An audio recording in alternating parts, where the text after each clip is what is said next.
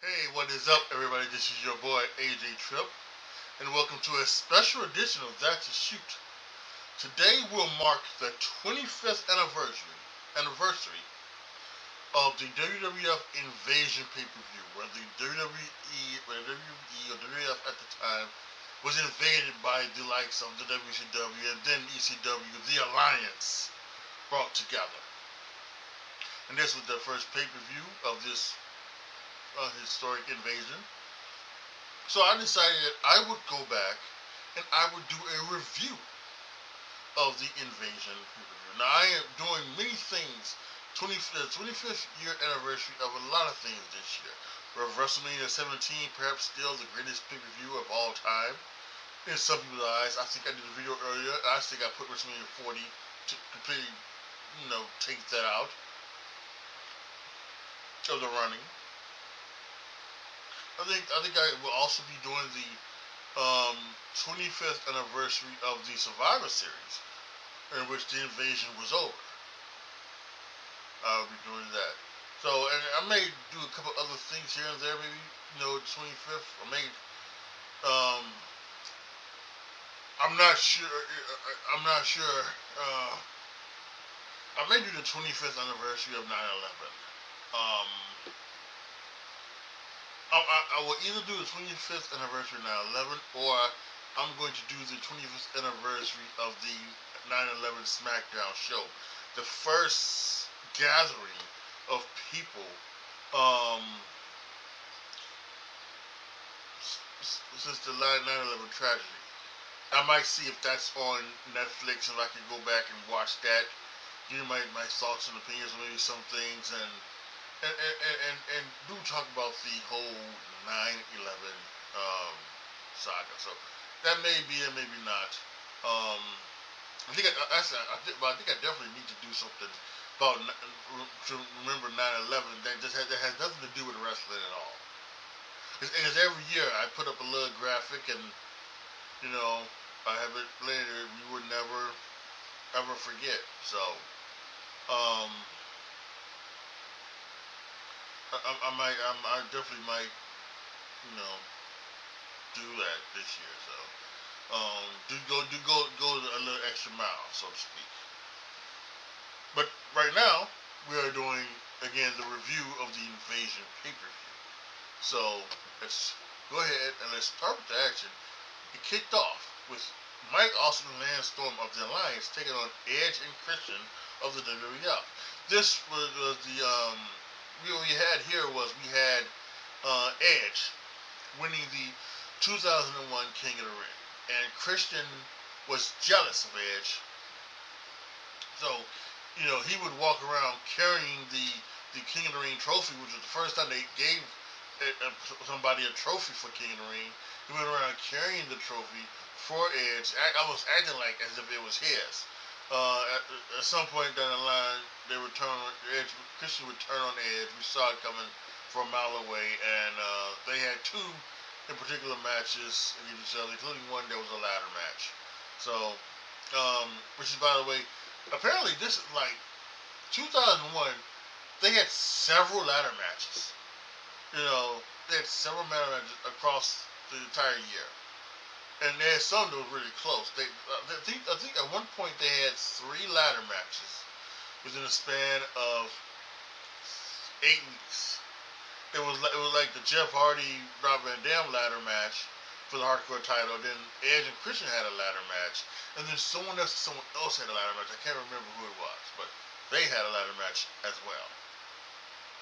So it was insane that ladder happened in 2001, and then of course the TLC 2 ladder match for WrestleMania 17 early in the year. So this is in the same year for the ladder matches. Anyway, Lance Storm, Mike Awesome versus Edge and Christian here. Really good work here. Really good. I thought all 4 guys are great in their own way. Um, Lance Storm, a traditional pure wrestler probably. Edge and Christian very adapted well to the WWE style of wrestling, and Mike Awesome, with his power-based wrestling. So very good thing here. The finish was Mike Awesome having Edge up, looking for the Awesome Bomb, Christian Spears Edge.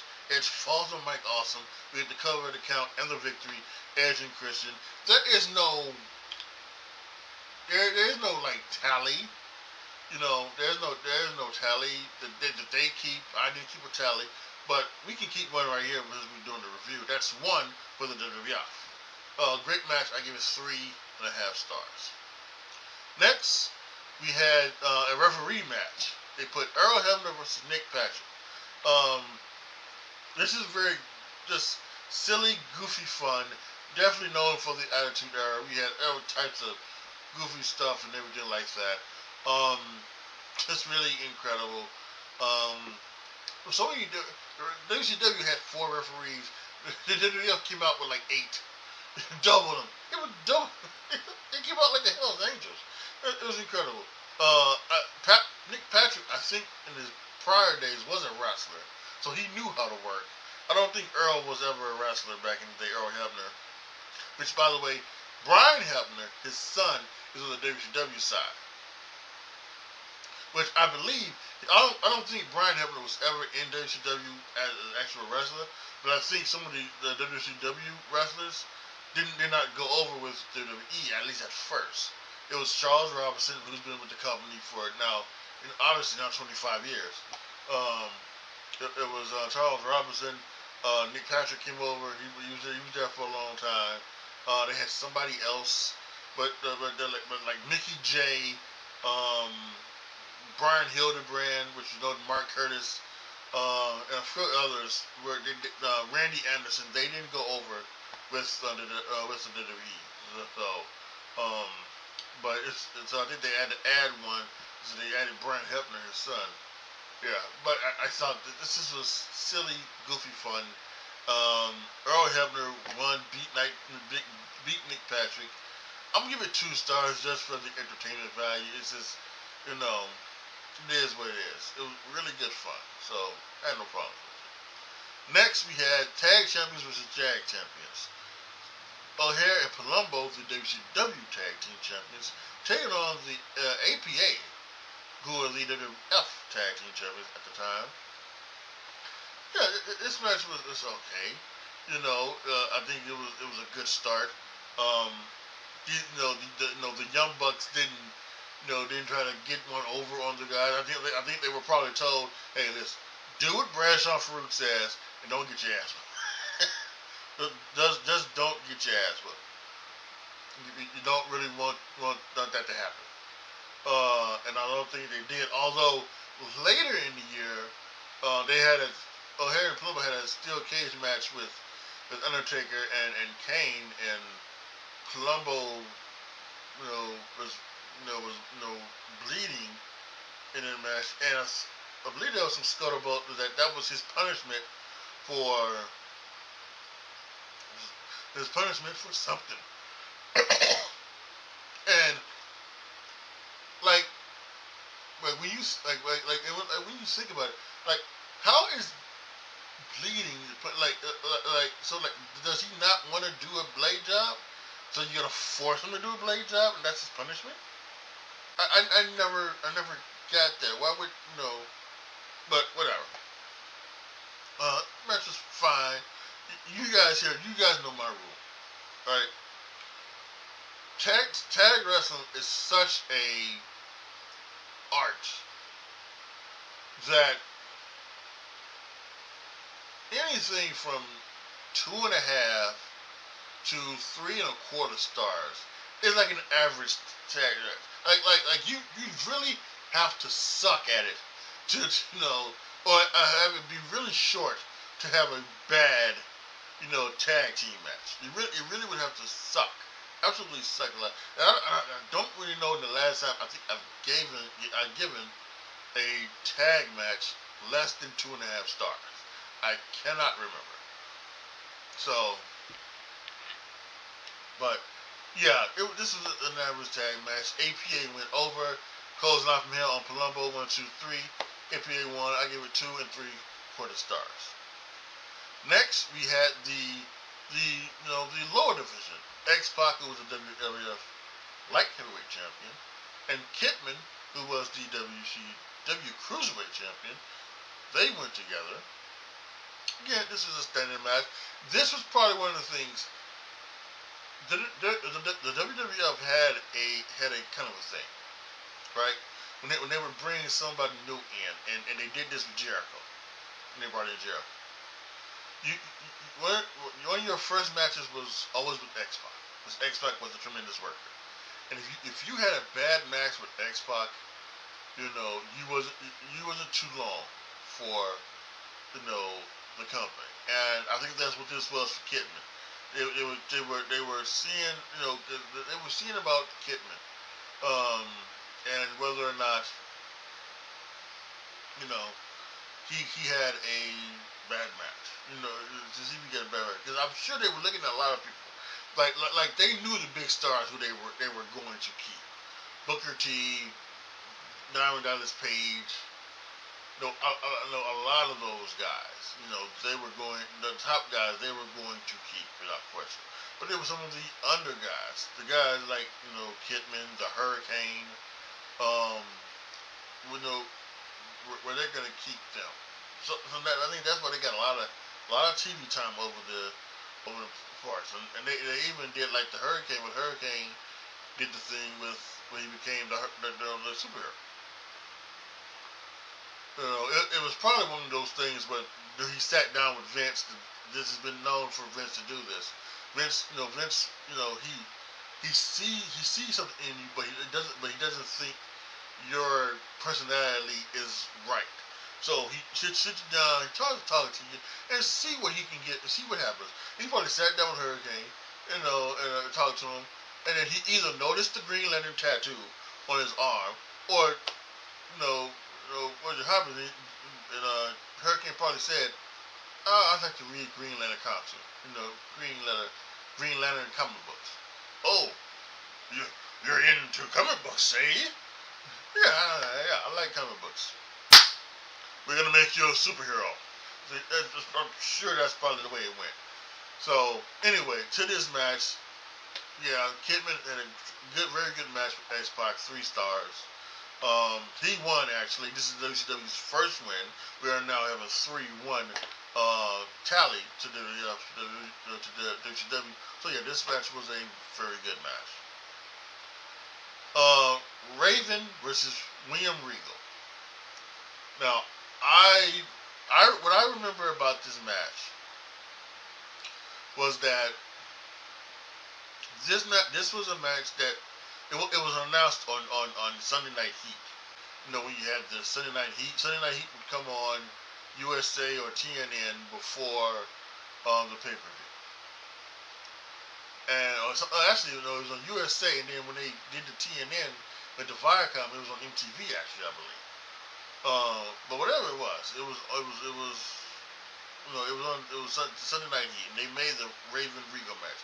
This one didn't have a lot of heat to it, and the crowd just wasn't into it. And when you watch it back, and I remember hearing boring chants and things like that. And when you watch them back, they toned down the boring chants on the show, but you can still hear them, and you can notice it. Regal and Raven. Once those boring chants start, Raven and Regal both just check out. They're like, "Fuck. Let's go through the motions. Let's just do this to do what we have to do, right? And fill our time and let's get the fuck out of here." And that's what it was. It was uninspiring. It was very just not good. He checked out. And the finish was Taz coming down, giving Regal a suplex. Raven came in, hit the Raven Effect DDT. 1, 2, 3. Raven wins. Second win for the Alliance. And there you have it. So give it 1.5 star. Next was a 6-man tag match. It was Albert, the Big Show, and Billy Gunn versus Stasiak. Oh boy, who the fuck was it? It was Stasiak and 2 other motherfuckers. I can't remember. I didn't write it down. I just put down 6-man tag. But Stasiak and 2 other motherfuckers won. But again, this match was It was not it at all. Just yeah, that's not it. And here's what I like with Sean Stasiak. First of all, Sean Stasiak has like a knockoff Mr. Perfect theme. You know, that was his theme in WCW and the Brett Owens. He got that. And he was just on WCW television, no, CWF television, like a year and a half ago, known as Meat. That was his name. His name was Meat. So, he's getting meat chants. Now, the meat chants are the big meaty men slapping meat. Maybe even big meaty women slapping meat, but yeah, you get meat chants. You get meat chants with that. He got meat chants because that was his fucking name in WWE. Not so much. The Alliance pick up the win, but then afterwards, the Big Show and Albert, they take care of the three guys, leave them land, get their heat back. So there you have it. So it's now tied 3-3. Next was Taz versus Tajiri. Yeah, great match. Tajiri's a good worker. Taz is a good worker. He's more of a part-time wrestler now because he's been doing some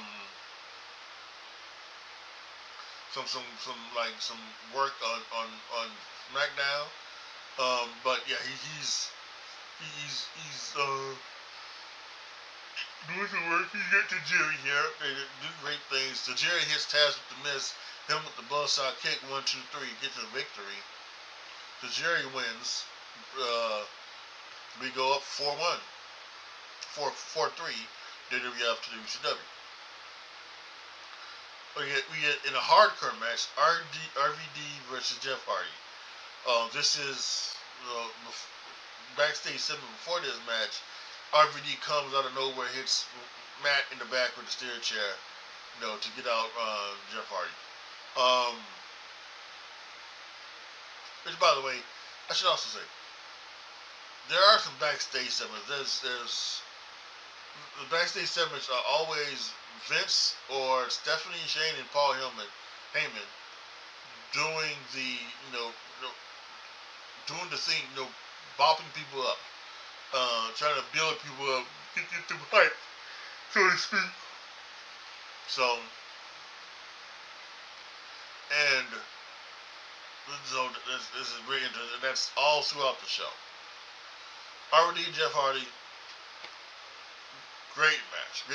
These two put on all of the stops. They used the hardcore rules to their advantage. At one point, they're up at the stadium, and the way they have the invasion thing is kind of with the stage is very good because it's a 2 entrance stage where the heels come from one side, the babyfaces come from another side. That's fine, but like in the middle, there's like a big thing. It's just like a big thing in the middle where it's for the spat. And Jeff is standing near that with a chair. Rob Van Dam pops up. He's on the ground. He pops up. Here's Jeff with the Van Daminator. Jeff falls, to the floor. Jeff gets, I guess, what you can call color.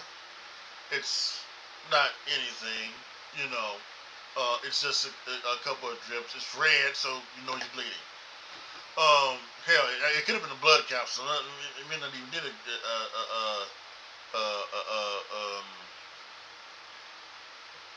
blade job. It could have been a blood capsule. It was that less, and now like when you think about it, like nowadays, and that was a nothing thing, but nowadays in WWF, so somebody gets that. Even that small bit of color, it's the crowd going, oh, it's a shock and a gasp, and that's why there should not be blood all the time in WWE. People, people who go crazy saying that there should be blood all the time, it's ridiculous. That it should never be. It should never be like that in any regular wrestling organization. It should never be like that because then it leads you to not Everybody lost their fucking minds when Bailey hit Lyra, you know, with the elbow over her nose and cracked her nose or her thing wide open, and she was leaking all over the place. The internet was crazy. Oh, she's blood bleeding.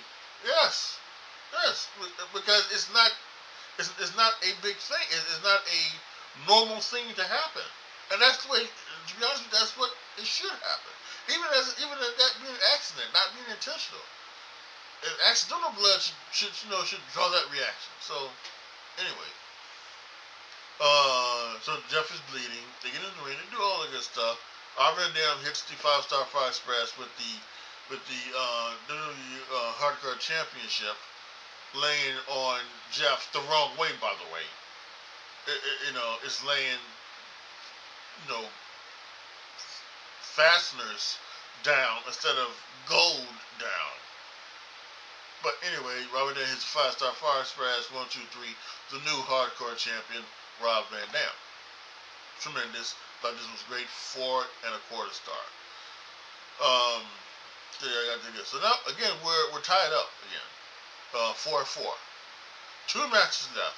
We have a bra and panties match. That's something that I haven't said in a long time. Lita and Trish going up against Tori Wilson and Stacy Keibler. Yeah. I mean, I don't know. Lita and Trish have their tops ripped off. Tori and Stacy are pantsed and shirted, so they're the losers. It's the winners. I gave this no rating. The only thing I did think about it is because I was looking at Trish work, in this setting. I was looking at it and I say, that's amazing. Like when you look at Trish and look what Trish is doing, like she came such a long way. She came such a long way. Not knowing how to wrestle, to being for the longest time until the 4 Horsewomen came along, the best women wrestlers. She was the best women wrestler of all time. And so it's amazing to see where she's fallen to, and where she came from to where she ended up at. And even to this day, she's still. A couple years ago, she had the best women's match, in the history of the WWE with the cage match with Becky Lynch. So she's incredible. And so this is very funny. And so yeah, it was kind of interesting to see Brian Payne's matches. I don't need to see Brian. A lot of people who look down on the Attitude Era. This is one of the things that they talk about, like the Braun and Panties matches. It seems to be very. There's one segment of the audience that is like Braun and Panties matches, boom. And then there's another segment of the audience that says, bring back the Braun and Panties matches. These are the only women's matches we want to see on Braun and Panties matches. Excuse me, I'm having hiccups. I need to take a sip of water.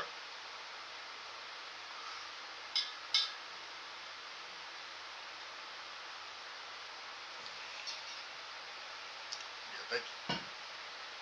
So that's the only thing that they want to see from the women. They still want to see them. I hope we never get another Braun Payne's match in WWE again.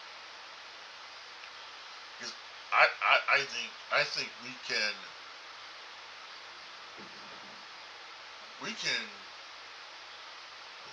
I want to put this the right way. We can marvel over a woman's attractiveness, sexiness, endowments, of the women wrestlers of today, without needing to see them go back to bra and panties matches and evening gown matches and Sunday's Little Helper matches and all that kind of bullshit, right? We don't need to go back that far. Last night, NXT, not Reina Gonzalez. That's actually Raquel Rodriguez. But Reina Falcone, she was known as Nikki Blackheart on the Indies, I believe. Very attractive. Damn, right? Latina, even better. So, yeah. But she's also a badass, looking to beat some bitches up, as the legend from MTV's Challenge Coral would say. So, yeah, you don't need to do that again. So I didn't give it no rating. And I'm not going to count it again on the thing. I guess you can count it because of what happens next. The inaugural ball, the 10-man tag. Everyone here gets an entrance. Everyone. Shane McMahon gets an entrance. Then they give Stephanie and Heyman an entrance with ECW. Vince gets his entrance. And then they bring out the Dudley Boys, the Brothers of Destruction come down, Rhino comes down, then it's Chris Jericho turn, and then Booker T, which I'm like, Booker T. At this point, Booker T is still both the WCW and WCW World and United States Champion. And then Kurt Angle comes down. So I'm like, David Page is that. So I'm wondering, why does David Page come last? Well, he comes down last because that's the kickoff, because of the whole thing with him, going after Sarah and Undertaker's wife and everything like that. So Undertaker jump starts it, and then the brawl starts. And then we get the brass breaking, and the old Stone Cold apparently comes out, and he gets involved, and there's all of this, and then we start the match. Match is, I think it's great. Right, there's not a boring part of it. Now you might say, well, what's the big deal? They stray away from the match part, right? Because it's 10 men, so there is no shine, heat, comeback, finish, really in this thing. It's a back and forth type of match, and each one's getting their time in the ring. Each person in their time in the ring to work, build up a sweat, yada yada yada. Then at one point, all hell does break loose, and they go on the floor fighting again. Steve Austin apparently hurts his knee. The people out there, hurting his knee, and then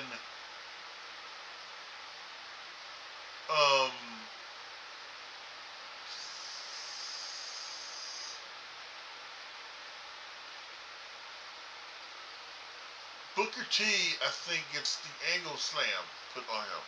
He gets the Olympic slam, angle slam, whatever you want to call it. And I don't know if he gets the if he gets put in an ankle lock. I think he does. I think he gets put in an ankle lock. Steve Austin hops on one leg. At this point, where the referee is absolutely out cold. He wakes the referee up, throws him in the ring. He gets in the ring, kick, wham, stunner to Kurt Angle. He puts Booker T over on Angle, cover the count, the victory for the alliance from Stone Cold. And as we see once again, Stone Cold has turned heel. He has turned on the WWF. Great stuff here from all of it. There's not a bit that is bad at any point. The Steve Austin turn was a shock, but I think it was well deserved. I think it was good. I think Steve being a heel, being on the alliance as a heel was great. Putting it all together, I may be overrating this a bit, but I don't personally think so. I'm going to give this full 5 stars, the full Monty for this match. I thought this was incredible, an incredible piece of business by this. So if again counting the bra and panties match, which the WWF won, 10 matches, each one went 5 and 5. really good. This is an this is a very tolerable pay-per-view. You know, if anybody watching this wants to go back and watch it, again, you're not going to be bored. There's that part in the middle with Raven and Regal and the six-man tag that is kind of, but because they're 10 matches, both matches are quick. A lot of these matches are quick. This is obviously the longest match of the night, the main event, as it kind of should be. Um, and I think that again, I think the RVD Jeff Hardy match was a little longer. I think that was like about 15 minutes, and I think the tag match at the beginning was a little bit was long too. That was probably about 15 as well. But the other matches had to be under 10 minutes or so. You know, so especially the referee thing was shit. That was in a 5. But yeah, it was under 10 minutes. But I think they did their job. This is very acceptable to watch. Again, everything does hold up if you know the story, things like that. So yeah, I had a great time. A great time looking back at this. This was amazing. So yeah, but overall, the Invasion pay-per-view I think was a success. It was a success, money wise. One of the I think it's a for the longest time when it comes to the pay-per-view model, I still think it is maybe one of the top 3 highest grossing pay-per-views or highest bought pay-per-view. I think it's WrestleMania 28. I think it's WrestleMania. It's another WrestleMania, one of the later ones, like 24 or something like that, whatever. And then I think it's the Invasion. Like it's that. Like when it comes to highest bought pay-per-view, the highest pay-per-view definitely for a non-WrestleMania, without question. So, and this started off the Invasion thing and everything like that. So, like I mentioned earlier, I got another thing later on in the year where I'm going to do the Survivor Series, talk about that, and after I talk about the Survivor Series, I'm going to give my entire thought on the Invasion ceremony and whether or not did they drop the ball. Because some people do feel they dropped the ball with oh shit, whatever. I'll just try to get it later. They feel like they dropped the ball with their Invasion. Um, for a myriad of reasons. So we'll get into that later on this year. Like I said, I was talking through earlier. I'm thinking that maybe I will go back and do something for the first live event, which was WWE after 9/11. I think I will. I think I will maybe do something about that. So yeah. So 25th anniversary, all of these things are happening. It's crazy. So, but yeah, I think this is something history has been made here in the Super Dome, and then the Super Bowl. Okay, so there you have it.